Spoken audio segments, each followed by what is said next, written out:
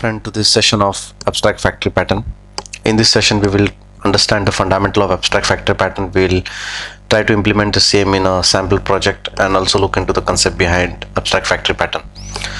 Before we even start this tutorial, one of the very important thing is that if you have not read factory pattern, then it is very difficult to understand this pattern.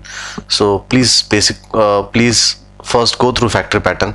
You can visit www.questbound.com to get the factory pattern video, because once you understand factory pattern, then abstract factory pattern is just extension of it. So as I said, that abstract factory pattern is an extension of basic factory pattern. It basically expands on the basic factory pattern. The main thing about abstract factory pattern is that it helps us to unite similar factory pattern classes into one unified interface. So what happens is basically if you have a big project, and as your project proceeds, you create a lot of factory patterns in order to centralize the object creational code. Now as you move ahead in the project, you will at one point of time you will find that you end up with a lot of factory patterns. So with a lot of factory patterns in a project, probably you would like to consolidate them into one abstract factory and minimize your client code complication. So here's a pictorial diagram of it. So nothing special again. You have basically a lot of factory patterns, and rather than your client exposing to all this factory classes, what you can do is basically you can just consolidate them into one abstract factory and expose this to your client. Here's how the class diagram looks like when we try to understand. Here's a simple class diagram to understand the abstract factory. So basically you have product 1 who has a factory class which creates product 1, and then you have probably product 2 which has a factory class which creates product 2. So basically you have your individual factories. Now rather than client getting exposed to these two factories and increasing the client code complication, what you can do is that you can just put a interface abstract factory which will unify both of these factories into one class, and the client code is exposed to the same. Second, we have also introduced an interface as a thumb rule or as a golden rule to minimize your actual concrete classes exposure to the client code. Here's a simple project which basically discusses factory patterns practically. So basically here we have a button object, button class, and for a button class we have a factory button, a factory class called as CLS factory button, a text box class, text box object, and again we have a factory class which produces the text box object.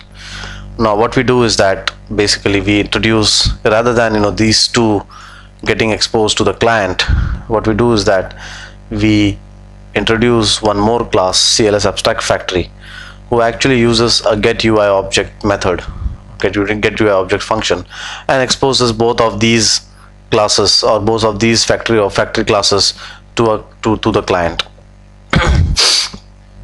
So what happens is basically the CLS factory button class has a get button object method which helps us to get the CLS button object. The CLS factory text box has a get text box object. So what you have done is basically you have unified both of these functions into one function called as get UI object. So in short, you have simplified the client interface to create factory objects. So now if you look at the client code, it's pretty neat. First thing, you can see that there is nowhere we have exposed both of these classes, or we have created, or we have used both of these classes in the client code. Basically we have used only one class, CLS abstract factory. So we have minimized our code, or we can say we have minimized our client interaction with both of these factory classes. Second, with the interface coming into picture, your client code is now only exposed through this interface, or you can say your concrete objects are only exposed through this interface. So thus we have completely decoupled these core 4 classes from the client code. So if we add one more class over here, a concrete class like let's say CLS list box, we don't need to recompile the client. if we add one more factory class here, we don't need to recompile the client. So these two classes stand like a decoupling barrier between the client code and the concrete class, the concrete classes. Let's try to look at a sample code. So what I'll do is that I'll just pull up my Visual Studio 2005. Basically this code I have written in Visual Studio 2005 in C#. So but if you are a Java person, or even if you are a C++ person, you should be easily be able to map the implementation in your respective languages. We will discuss the same example which we discussed previously, that is the UI object. One of the things which you can always note for abstract factory pattern is that basically it's a rarely used pattern, first thing. Second, why rarely used pattern? Because if you design your factory classes properly, then probably you should not need abstract factory. But what happens is, normally we can say that abstract factory pattern can come as a consolidation point when you have too many factories. So practically what I see is that it's a rarely used pattern. It's only a pattern which you can use to consolidate factory patterns. Second, first thing, this pattern will never exist if there are no factory patterns. First thing. Second thing, if it ever exists, it is existing because probably you have too many factory patterns and you would like to consolidate them and minimize your client code complication. So as we discussed, here's a project, simple CLS button class, which actually will be used to display a button. CLS text box class, which will be used to display a CL or text box object. And then now we have individual factories for them. So here's the CLS factory button, which produces a button object, CLS factory text box, which produces the text box object.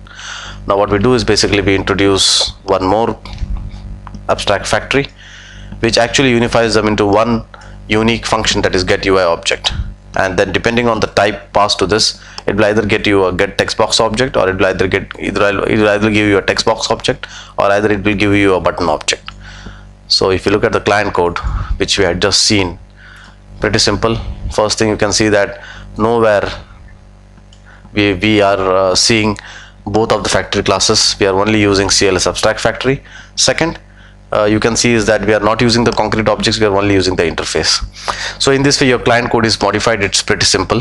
We have consolidated both these factory classes into one class abstract factory. Now as I said, practically if you design your factory classes properly, you will rarely need this pattern.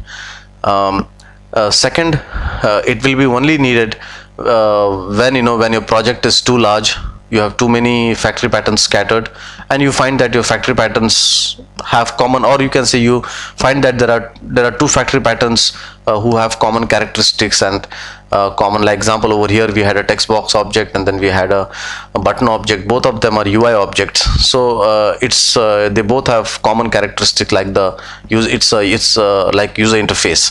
So probably the consolidation looks logical. But again, as I said, if you design your factory classes properly, and if you control your factory classes properly, if you design them properly, you should not need abstract factory in practical sense.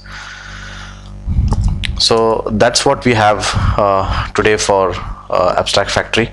Any doubts, you can always email me at shiv_koirala@yahoo.com.